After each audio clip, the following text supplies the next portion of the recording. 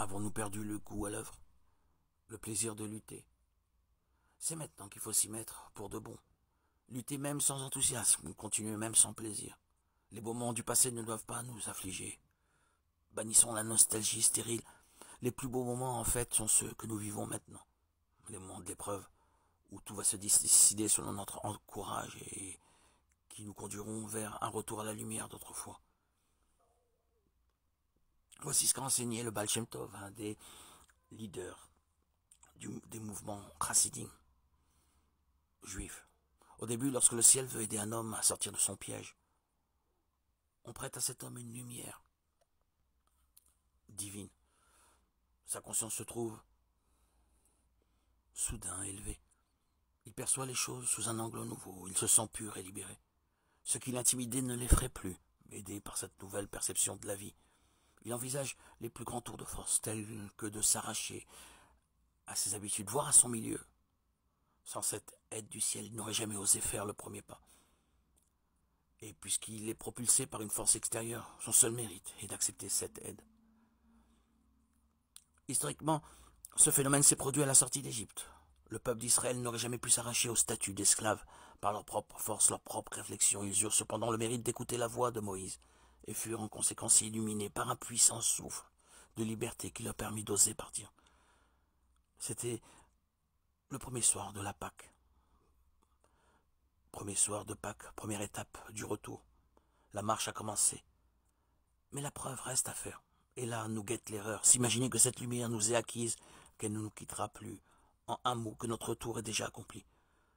Cela risque de nous causer de graves déceptions parce qu'on ne comprend plus ce qui nous arrive lorsque la nuit revient.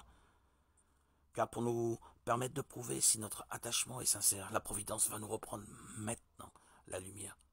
De nouveau, les mauvaises habitudes, les mauvaises idées nous envahissent. Les habitudes du passé que l'on croyait avoir quittées pour toujours réapparaissent avec une force accrue. Sachant qu'un refoulement provoque souvent, à la longue, une certaine décompression. Nous sommes bien maintenant dans la deuxième phase. Après avoir goûté la joie d'être libre, il nous faut maintenant compter les jours.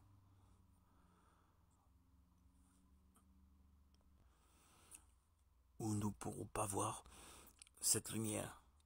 Ces jours où il va falloir tour à tour examiner, raffiner, élaborer,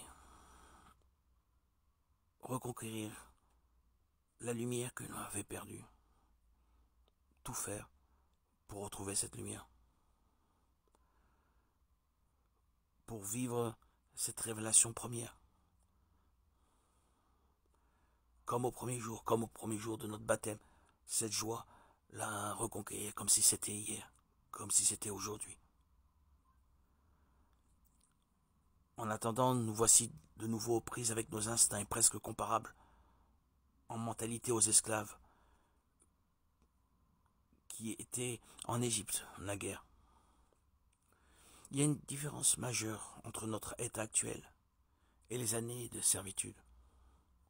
Maintenant, nous avons goûté aux joies spirituelles que procure la pureté, la joie d'être attaché au Seigneur, la joie de vivre en présence de l'Esprit Saint. On nous a fait sentir à quoi l'on peut arriver par la foi. Le délice de ce goût nous a quittés, mais il en reste une marque, un souvenir, une petite veilleuse qui ne s'éteindra plus jamais. À la lueur de cette veilleuse, nous pouvons reprendre le problème à sa base.